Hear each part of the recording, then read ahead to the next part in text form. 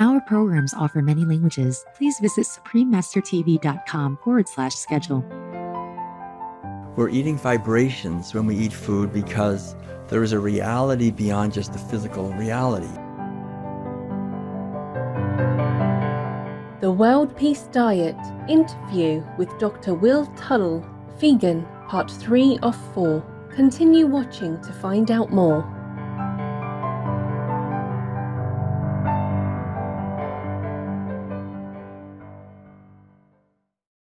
Hur mår du means how are you in Swedish. I am Joel. The warm-hearted Swedish people wish you everlasting happiness in God's wisdom and love.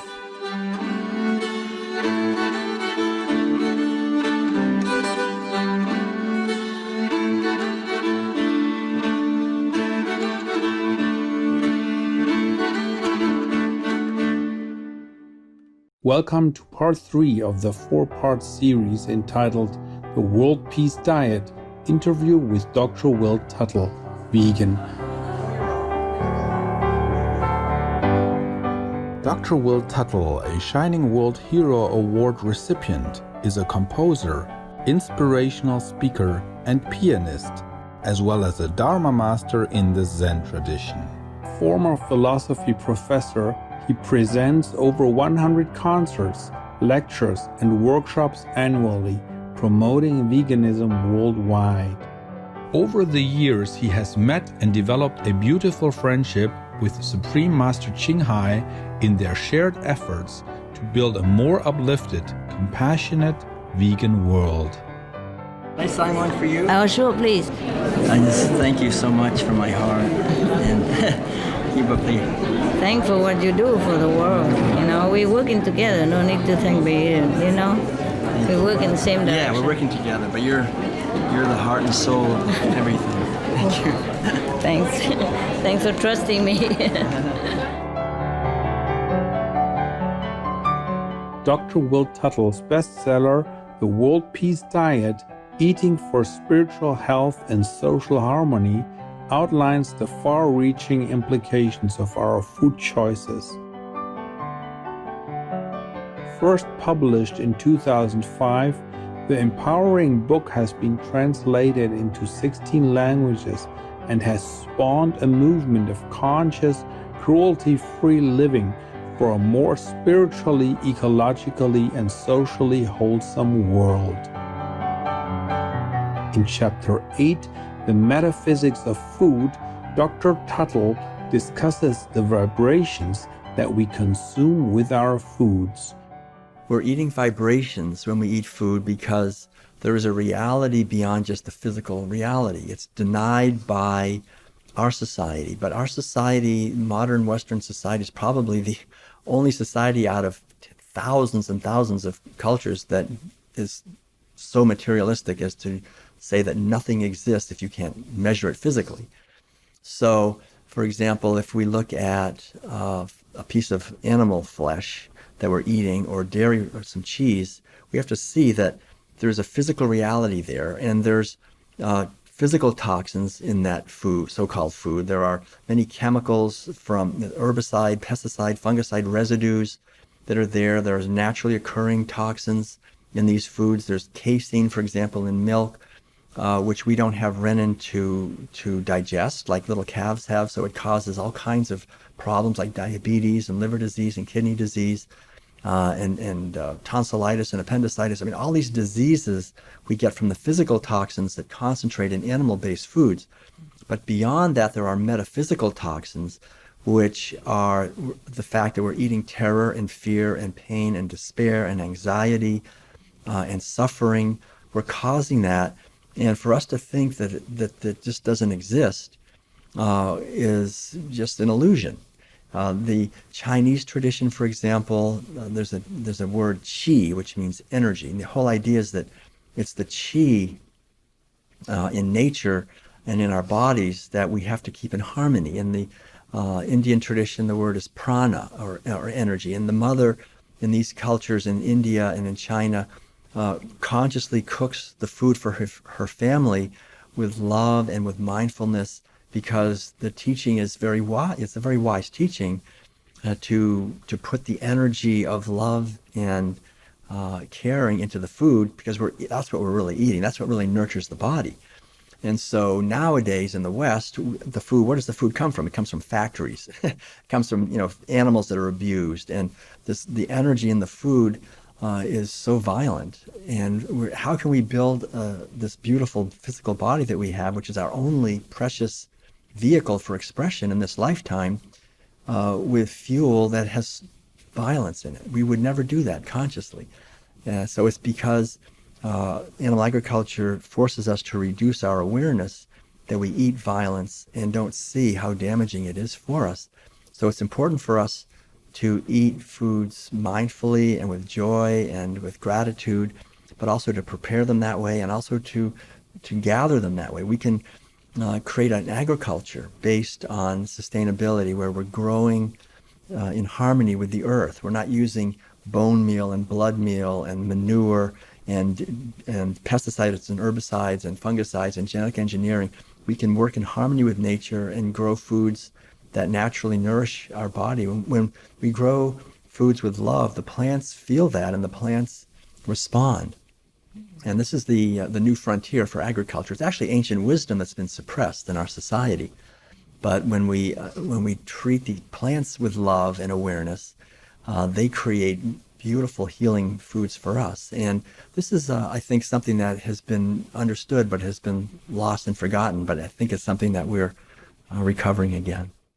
Dr. Will Tuttle has a daily alarm set to remind him to pray for all beings on Earth. Every day at noon, we have this thing called the prayer circle for animals. And we say this prayer, which goes like this: compassion encircles the earth for all beings everywhere. So we can maybe say it together. Compassion encircles the earth for all beings everywhere. Again. Compassion encircles the earth for all beings everywhere. One last time. Compassion encircles the earth for all beings everywhere.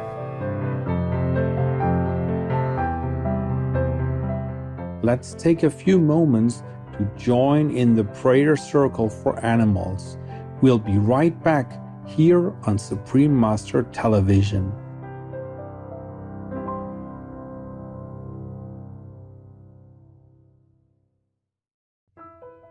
Welcome back to the World Peace Diet interview with Dr. Will Tuttle, Vegan, Part 3 of 4. Chapter 11 of the World Peace Diet is called Profiting from Destruction. It addresses those who yield monetary income from the destructive effects of eating animals and their secretions. There are many industries and financial institutions that profit from the destruction of animal agriculture. One obvious one is the pharmaceutical industry, the pharmaceutical medical complex, which really thrives on sick people, really needs a reliable flood of sick people to justify the huge expense and investment in pharmaceuticals and in various institutions that treat people who are sick. And it's not necessary for us to be sick so much. It's pretty well understood now that in the United States, for example, we eat more meat and dairy products than pretty much any country in the world, and we have the highest rates of diabetes, of obesity, of liver disease, kidney disease, heart disease, strokes, cancer, breast, prostate, and colon cancer.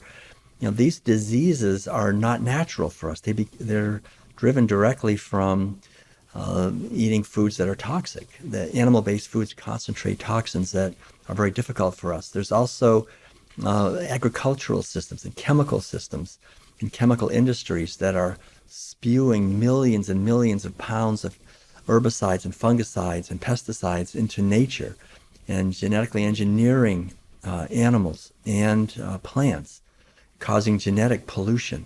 All of this is from the mentality of animal agriculture, of dominating and exploiting animals.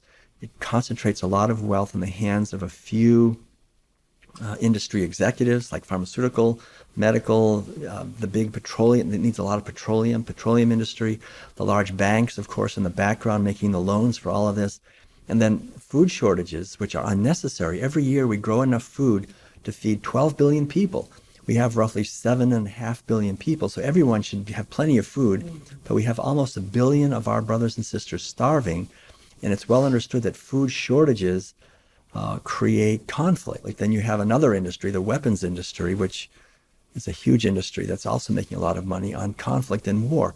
And so the unfortunate thing is that we have many industries that are profiting from destruction and that are encouraging us to eat animal-based foods. And we have the media, which in many ways is supported by these industries through advertising. And so the narratives that we're all receiving are encouraging us to eat animal foods, which again increase the profits for the war industries, for the pharmaceutical industries, for the chemical industries, for the banking industries, for the petroleum industries, which are polluting and causing a lot of destruction. So that's why moving to a plant-based way of eating is the most healing thing we can do. And the physical level of our body, the most healing thing we can do for our society, because then we're beginning to create economic systems and cultural systems based on abundance, that we can feed everyone on a fraction of the land, that we can save trees. It's well understood by biologists. They estimate over 100 trees every year are saved by people moving to a plant-based way of eating. So we can save trees and water, help the climate and oceans and rainforests. All these things are interconnected. And when we move to a plant-based way of eating, we naturally heal these problems. So we're seeing, I think, the beginnings of a wonderful new economic, political, and social order based on harmony and justice and equality and freedom and sustainability, based on compassion for animals and for other human beings, and healthy body and healthy minds and healthy spirits. And it's based on questioning animal agriculture and bringing our lives into alignment with our values.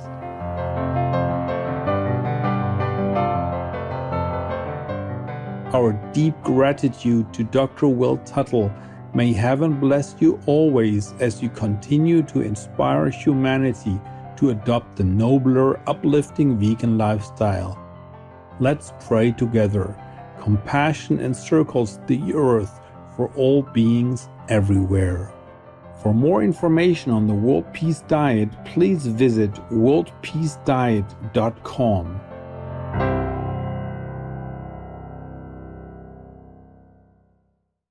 Noble viewers, thank you for your company today.